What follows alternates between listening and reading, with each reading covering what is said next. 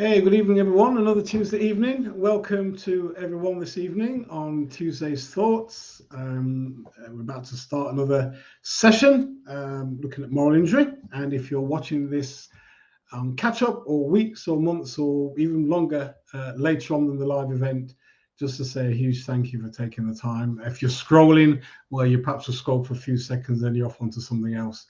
I've just gone onto Instagram and I didn't realize the amount of stuff that's on it. You could scroll for hours. Thank you, Miss Sandra, Miss Saf. Really good to see you this evening. Thank you. I've seen your thumbs up sign. If you can go onto Facebook as well, that'd be really good. Help me see what's got. Thank you. So I've gone to YouTube as well. Yeah. So we're looking at tonight moral injury, its impact on our humanity. I'm taking a slightly different tack this evening, so look at moral injury, but you would have seen the quote, really taken with the quote. I'm going to use it for a bit, but just to say welcome to you if you're watching and you are watching live and taking notes and you're not taking, you don't participate. That's really good that you at least taking the time. So we're looking at moral injury, its impact on our humanity. Last couple of weeks, I've looked at moral injury, where our rights have been, our values have been violated quickly at a deep level. So we're looking at that this evening, but its impact on our humanity. So we're looking at becoming aware, inner experience, and learning to befriend what's going on inside. So the quote is: neuroscience research shows us that we only can change, can change the way we feel by becoming aware of our inexperience and learning to befriend what is going on inside of ourselves. Good evening. Yes, good evening, Sonia. Good evening, Delroy. Good evening. Yes, so maybe you've had a bit too much you've had too much Baileys this evening, so you've not been timing a bit too much. So that's what we're looking at this evening. Moral injury, it's an impact on our humanity. You would have seen from my previous broadcast, and also what I've written, I've defined moral injury, so I don't really need to go through it again. So we're looking at three things this evening: becoming aware, our inner experience, and learning to befriend what's going on inside of us. And I'm just taking a particular nuanced view. So Dr. Tasha Urich, this whole thing around self-awareness, she said that self-awareness is a really important skill, especially for in leadership. I think a lot of the leadership that we are seeing today are leaders who are not self-aware at all.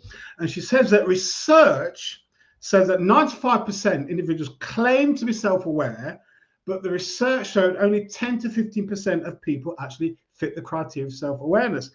As much as it's a critical characteristic or criteria for leadership, she says that most CEOs are not self-aware at all.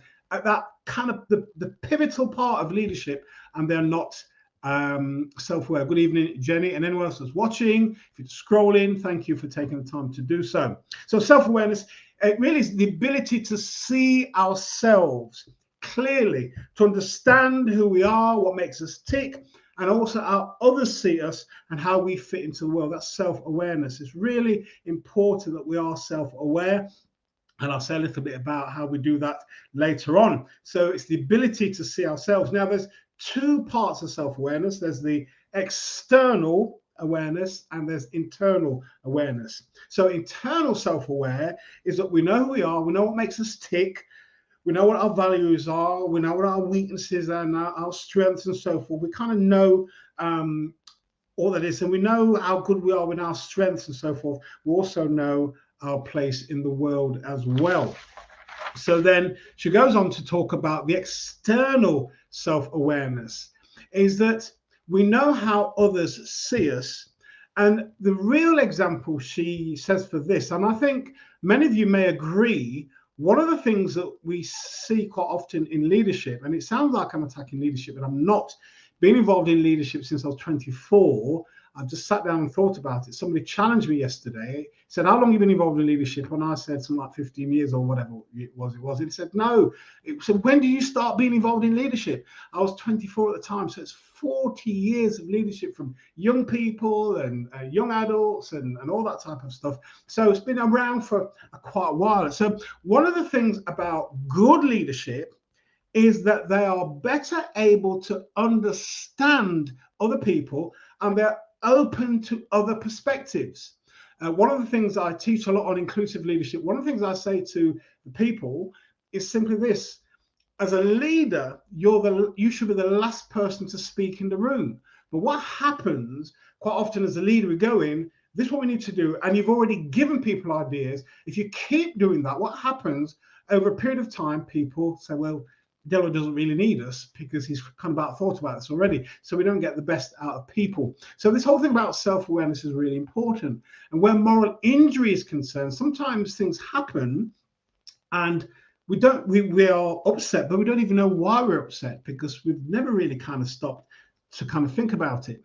So self-awareness is incredibly important. Remember, I think you would have heard me say before, about 10%, but according to research, it's only about 10 to 15% of people are actually self-aware. So it means that maybe 85% of the world is going around in a stupor.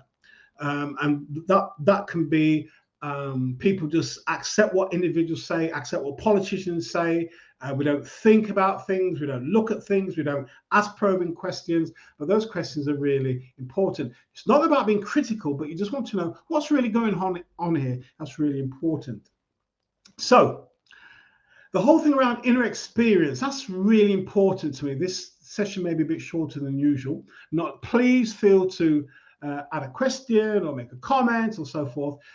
This whole thing around moral injury, I was really just going to spend a couple of weeks on it, but as I've looked into it more and more, it is too vast a topic just to skip over and do 2 or 3 topics. So I'm going to be looking at how it affects our bodies and then what we can actually do. So the missive or the article that's coming out tomorrow, we'll be looking at a deep dive into what happens in our bodies, and then the broadcasts next week will be about that.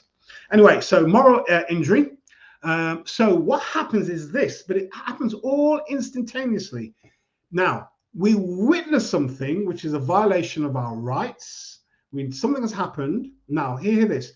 Something has happened where we know it's wrong, or we've actually colluded, or we've actually been a perpetrator. Because that can happen sometimes, that we're in a place of work and they want us to do something which we know is wrong, but to keep our jobs, not to unsettle the boat, we go along with it. Now, of course, the consequence of that, we go along with it knowing that it's wrong, then it starts to affect us. So what happens is this happens almost instantaneously. We see something. The whole thing around values is not an emotional thing to start off with. It's what's in our minds. It's an ideology. It's a belief. It's something that we are kind of committed to. We see something with our eyes which violates our values. There is a whole catalogue of responses that happen in our brain. There is then a reaction in our emotions. That's energy in motion, energy moving, and it's felt in our bodies. All this happens instantaneously. It's amazing how the body works, how we can see something, we see it, and then almost instantaneously, there's a kind of visceral reaction to what's taken place. And I don't know how long, but it's not even seconds, it's kind of nanoseconds. We see something, there's an emotional reaction then leads to a physical, visceral response in our bodies. And it happens all really quick. Woo! How do we, woo! Let me have a look at this. How do we best strengthen our minds when there's been life? Man, CC Abdul, you're asking a serious question. Let me think about that for a moment. Let me put that up because that's a really important thing. I'll be going on to, right. As we go through this, hopefully it will answer the question. If it doesn't, come back to me. So don't go away. I'm not trapping you, but don't go away. It'll be along in a moment. So let me but please get your pen ready. If I don't answer it by the time I get to the end, come back to me before I disappear or DM me. But I really want to do this whilst it's live. Excellent question, because there's a lot of injustice that goes. No. Don't apologize. Hey, listen. I was talking to somebody some time ago. I enjoy keynote speaks. I do public talks and I do training and so forth. But what I'm really interested in, and the bit I love, is the Q&A. I like the interaction with people. I'll just say this. Last week, I was with the Ministry of Defence training chaplains. It was out of this world, out of my comfort zone. I loved it. Chaplains are in the Army, the RAF, the Navy, and some of the stories and some of the things. It was absolutely brilliant. But what I really enjoyed was the Q&A, the conversation. So, hey, listen, CC, don't apologize at all. Don't apologize. This is the bit I really, really love. I think a few weeks ago we had this session where people were asking questions on YouTube and Facebook. Man, it was dynamic. Anyway, thank you very much indeed for that. So there's this inner experience, what kind of goes on, and what happens. One of the things about moral injury, of course, is what we don't like to talk about. We don't like to deal with pain. That's what moral injury is. It's pain, inner pain, because it's caused by violation of rights. So I want to read something by Eckhart Tolle. Some of you may be aware of the book, The Power of Now. Just something that he's mentioned, and I just want to say I just want to read a bit of it. So he says this: one of the main tasks of the mind is to fight or remove emotional pain, which is one of the reasons for its incessant activity. It's the mind. But all it can ever achieve is to cover it up temporarily. In fact, the harder the mind struggles to get rid of the pain, the greater the pain. The mind can never find the solution, nor can it afford to allow you to find the solution, because it's part of the problem. So he's got this kind of whole idea that the mind's job is to get rid of the pain. And the more that we try to get rid of the pain, the more difficult it becomes. So when there's an inner experience and it's negative, this is what we do. We deny, fight, we ignore, we bury our heads in the sand, we dismiss it. Even with moral injury, sometimes we see something, we know it's wrong, but we make the attempt to deny it, to ignore it, to press on business as usual. But actually, we're not, whether we're designed or created or evolved, we can't function that way for too long. Things start to happen with our bodies, and maybe one of the weeks we'll look at what happens to us if we continually deny moral injury. Well, certainly, as I might have mentioned in the first week, Jonathan Shea, who first coined the idea of moral injury from looking at the returnee veterans from the Vietnam War. And this is what he said. The moral injury was to do with things like shortage of food, shortage of water. When men should have been picked up, they weren't. Those who were injured weren't looked after properly. So it was those things. And also when soldiers went to war and they end up killing civilians, killing children, they couldn't reconcile with that. And he said, he noticed this: when they came back, most men were able to at least deal with the terror, the fear, the PTSD. But he said individuals couldn't overcome or deal with moral injury. And it is that what led to many of them taking their own lives. So it's this moral injury where there's been this violation of rights, this kind of almost psychic pain. It's really kind of difficult. So one of the things that we can do, of course, is if we have difficulties, we brood over a situation. None of those are good. So one of the things I like to talk about is, so pain, and quite often is fear, and I talk about from fear to curiosity. So when we are struggling with emotions, when we see something, and sometimes we know clearly it's wrong, but we don't even know why we're responding the way that we are. I say to folks, get pen and paper, and this is the question we need to ask. And we need to make a habit of asking this question: what is going on inside of me at the moment? That's a question we need to ask. And what that question does is almost like a signpost. If we stay with it, it points us, it leads us in the right direction. What is going on with me? What is going on inside of me at the moment? Sometimes we don't know. We know that it's pain, and sometimes we can't fully articulate it, but slowing down, taking a step back, Get pen and paper. For some people, it's prose. For some people, it's a word or a phrase. For some people, it's bullet points. For some people who don't like writing, can be sketching things out. And I've said to individuals, if you're dyslexic or suffer with dyspraxia, what you can do, you can use your phone to speak into the recording device that really helps you to begin to encapsulate what you're what's going on. So there's this system that I'll talk about next week, that when things happen and there's a physiological response, we need to remember there's something like 11 organ systems. There is 11 systems operating in the body, and each one is affected. And tomorrow morning you shall see my missive on either Facebook, LinkedIn, or Twitter when I begin to talk about what some of these things are. So from fear to curiosity. And I like the idea from Susan David, who is a psychologist. Hold on a second.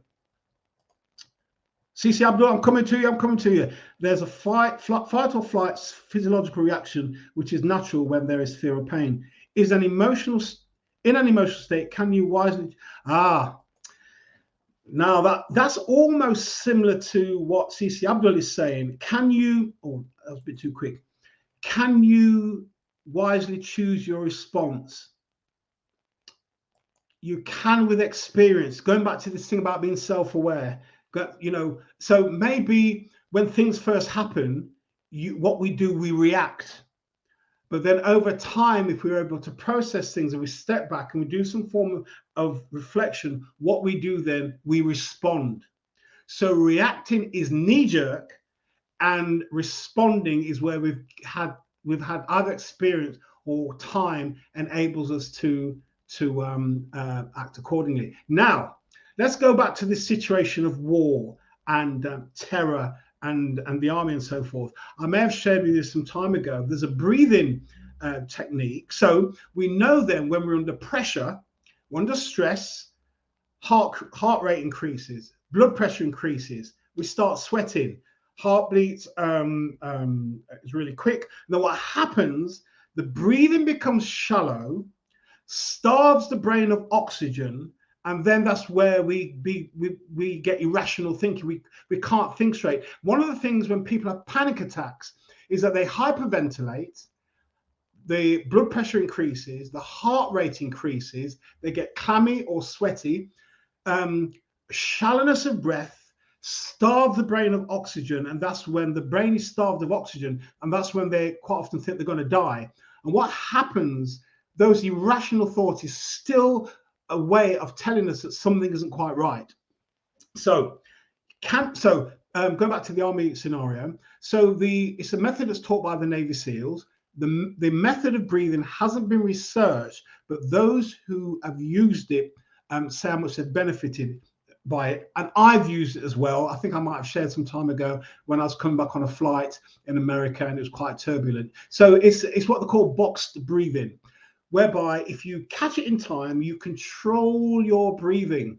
And I was talking to a doctor recently, and he said, yes, Delroy, said, people think it's the heart, but no, it's the breath that's really important. So you can imagine a box, 4 equal sides. You inhale for 4 seconds, hold for 4 seconds, exhale for 4 seconds, hold for 4 seconds, and you keep doing that. What happens then, if you find yourself getting quite agitated, you do the box breathing.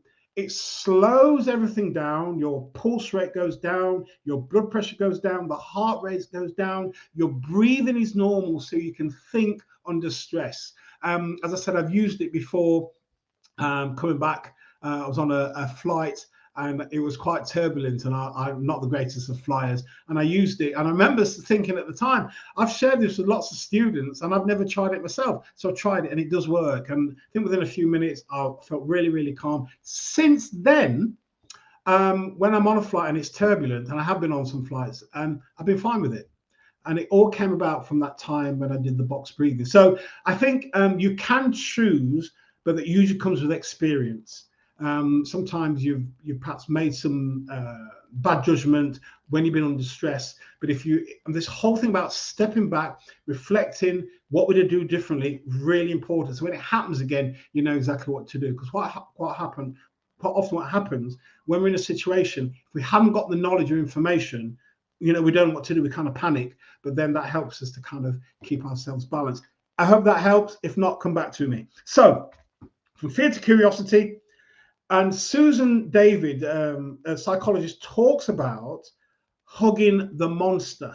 So one of the things we need to learn to do, that the very things that we feel, the thing that causes pain, or you ask the question, what's going on inside of me right now? Don't dodge, ask the question, don't dodge the answer, stay with it. If you stay with it, something will emerge, and you just have to stay with it. Maybe you can't in the moment, but certainly you can come back later on in the day, maybe, and say, what was going on with me when this thing happened at work? So I hope that helps. So this whole thing about probing, asking the questions, taking time out. So I'd like to know, how do we best strengthen our minds? CC Abdul asked a really good question. How do we best strengthen our minds when there's been injustice? Now, I'm going to be honest with you, that is really difficult, because the thing is, if you are in a situation where there is injustice going on, so I did a session a few weeks ago whereby you're in a difficult situation and maybe you can't leave because of, you're the main breadwinner, it's a good job. So let me give you an example. Alison McDermott, if you look on LinkedIn or Google her, she was a business consultant who was asked to go in to do some work with Sellafield. Sellafield, you may know, is what I think is possibly one of the largest nuclear plants in Europe. So it was in the papers last year, I think it was last year, with lots of stuff going on, management and so forth. So she was asked to go in as a business consultant. Anyway, they kicked her out after 18 months. She said, now listen to this. Sellafield has over 11,000 employees, and only 11% trust the leadership. That's really, really poor. So she said what people did, they kept their heads down. Perhaps it's a great place to work and so forth. Well, in terms of money, but in terms of the leadership and management, and lots of things went on, bullying, harassment. She brought it to the leadership. So what they did after 18 months, they asked her to leave. The leadership weren't prepared to look at what was taking place. So what you may have to do, if you can't leave, the word I used a few weeks ago was, how do we navigate? And I chose that word deliberately because the word navigate means to plot a path or to chart something. So you're intentional. So in the moment, you might not be able to do it, but you come back and you ask yourself the question, okay, so it could be, so I remember when I was working at the university, and sometimes, so I was a student counsellor, but sometimes academics, rare academics, but other staff came for counselling. And I remember one individual who wanted to leave, and she said, well, I really want to leave, but I can't leave now. But I said, could you leave in a year's time? She said, yes, I could. I said, right, from now then, what path are you going to plot so you keep yourself safe and ensure that you get to the year? So what plans are you going to put in place? Now, I don't know your context. So what I'll be saying to you, at the evening or the weekend, going to Costa's, going to a coffee shop, turn your phone off. And if it's a place that is really difficult, you're seeing justice going on. Now, let me just go back for a moment. Recently, I've done some work on about race. And somebody asked the question about how do you deal with racism and racial harassment and racial bullying. So one of the things that you have to do is to ensure you have a good social network outside of work.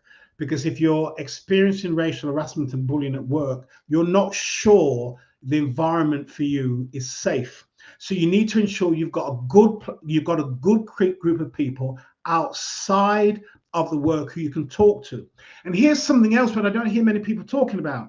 If you've got a good group of people outside, and the people who are quite open to new ideas, and you're not too sure how to navigate the space, what you can do, if there's half a dozen of you, and you, perhaps not even less, or even less than that, and you've shared with them your experience, what you can do, you can have a kind of group discussion. How are you going to navigate the next year? Or what you can do, you can role play it. you either play yourself or you play the perpetrator. So what you're doing with the role playing, in a sense, one, in fact, it might be interesting, hard as it is, if you played the role of the perpetrator, because sometimes if we understand the role of the perpetrator, it helps us to understand how they think. So then that can inform you then how you plan your journey the next year, 18 months, 2 years in the place in which you work. I'm reminded, hey, listen, CC Abdul, listen, your question, you're a bit like Jenny, you know. I don't know where you get these questions from, but man, they're serious stuff. It reminds me of, I don't know if you've ever seen the interview with Nelson Mandela when he was released.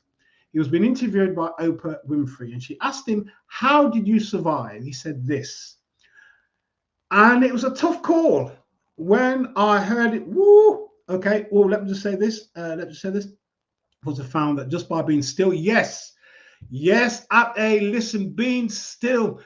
Hey, listen, Jenny, maybe next time you can take my seat. Absolutely, being still gives us clarity. CC, but Abdul, if you're still on, listen to this. Sometimes being still can give you clarity. What happens sometimes, our minds are so busy with what's happening, understandably, we don't take that time to be still. Hence me saying, find this place at the weekend, get to a coffee shop, phone off, or in a library, a place where you can be quiet, ask the question, how can I navigate the next 18 months or so forth? How can I strengthen myself? I can give you some ideas, but you in the context will know how to do it. A quick response before the dust settles can sometimes result in an unwise response and make you more vulnerable. Absolutely. Also, a more experienced peer may take the opportunity to give good advice. Absolutely. So yeah, being still is really important. So let me go back to Nelson Mandela, and then CC Abdul might kind of give you some thoughts. She asked him the question, after the question, how did you survive the 27 years? Yes, absolutely. Brilliant. So he says, I had two options. Either to hate the oppressor or learn to understand the oppressor. And he says, I chose to learn to understand the oppressor. If you know anything of his experience, the first few years were horrendous for him. I think he had to dig his own grave at one point. While he was digging it, some of the soldiers were urinating on him. But over a period of time, the level of respect grew for him. It's costly, it's painful, but the respect grew for him. So sometimes in an attempt to navigate the plot, part of your journey, CC Abdul, and maybe somebody who's listening, you've not asked a question, you're sitting, the place that you're working in, it's horrendous, you can't get another job for a whole range of reasons. Sometimes the painful experience of trying to understand your perpetrator can really help you to plot a course how you can manage yourself over the next year or 6 or 8 months or 2 years, because some people don't have much of a choice. Some of us are, we've got lots of qualifications, we've got skills, but sometimes people who from marginalized group, you're in on a migrant passport, you haven't got your stay, and some of the places that are really, really difficult, and you don't have much of a choice, and you're working, and your family back home are dependent on you having a job, and the conditions are horrible. You've been dehumanized. And I'll just say this about dehumanization. Wherever you are being dehumanized, those who are dehumanizing you are dehumanizing themselves already. Let me repeat that. Wherever you are being dehumanized by people, those people who are dehumanizing you are dehumanized already. There are no winners in this. There are no winners in this at all. So, moral injury and impact on our humanity. It's about being self-aware. Good evening. Good evening, Eugene. It's about awareness, the whole thing about our inner experience, and befriending what's going on inside of us. Don't run away from it. What's going on? This is really painful. This is horrible. I wish I wasn't having to do this, but it's really important. So It's a natural response to speak when afflicted. We live in a society where we have laws, but laws in love, in difficult and lonely for people. Yeah, true. It is a natural response. And I think sometimes the way in which you respond to people, and it could be that I do remember being in a meeting and somebody asked a loaded question, and I called it out. I said, I will answer your question, but I need to let you know that's a loaded question. So sometimes it's having the strength. Mind, I was in a moderator's position, so in a sense, having that authority gives you the strength. But one of the things, let me just go back, and I kind of missed myself a little bit. When in a position of racial harassment and so forth, I said about having a good group outside. Thank you for this, CC Abdul. Having a good group outside, but also as difficult as it is, it's really important that you log. So it's really important that you report every incident, but also that you log every incident. What I say to individuals, when there's an infraction, when there's a comment made, even if you don't want to say anything about it, you log it.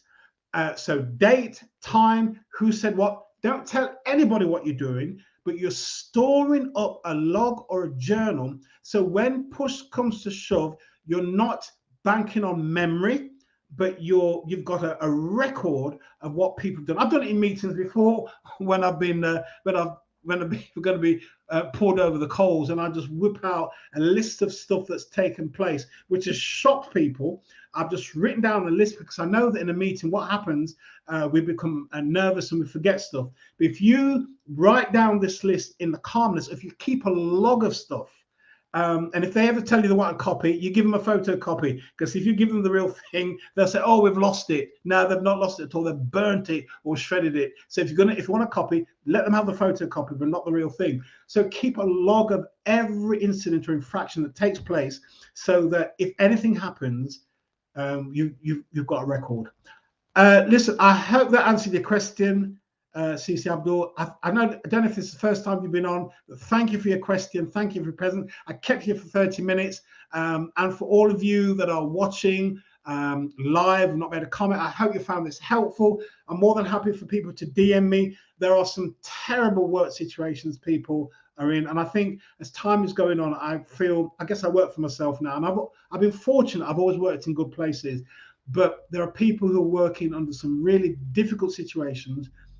Management and they call it leadership, but the leadership is pants. There's no leadership at all. They call themselves leaders. They're in leadership positions, but they're not leaders, because if they were leaders, the level of abuse and harassment and bullying that goes on and continues going on for years wouldn't take place, because leaders stop things. That's what leaders do. They hear things, they don't allow it to continue, they do something about it.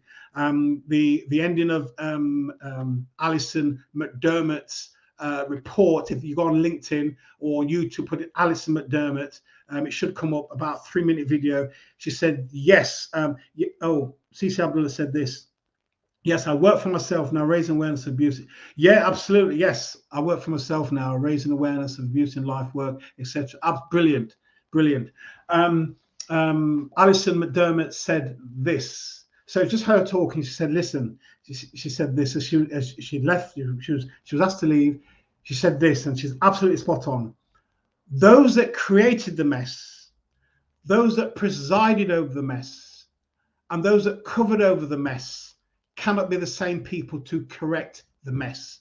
And she's absolutely correct. Those that created it, those that presided over it, those that covered it over are not the same people who can deal with the mess. So I hope that everybody's got something from today's session.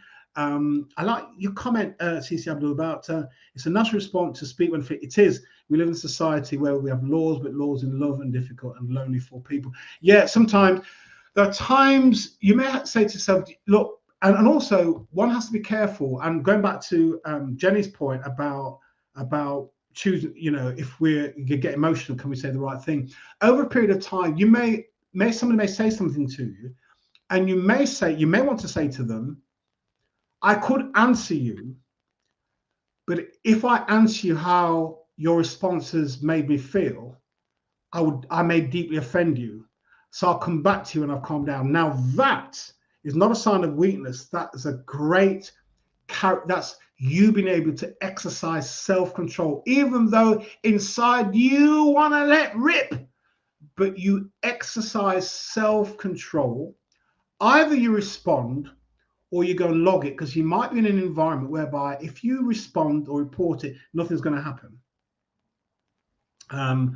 Gosh, the amount of stuff I've heard over the last year or so, and I don't want to share any of them because somebody might be watching who might have not so much told me, but you know, stories kind of get around. But sometimes people have seen things in offices. You've been violated, you've been victimized, and people have witnessed it. And when it comes to being a witness, they didn't say anything, or it didn't go like that. And clearly it did.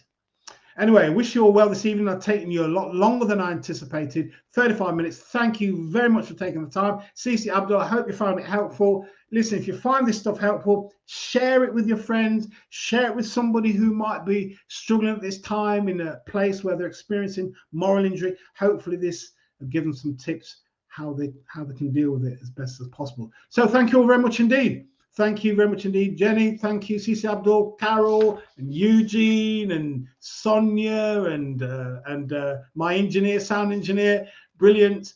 Thank you all very much indeed. And those of you that have watched in silence, thank you very much indeed for taking the time. I really do appreciate it. Thank you. Take care. See you next week at 7 o'clock. Cheers. Bye-bye.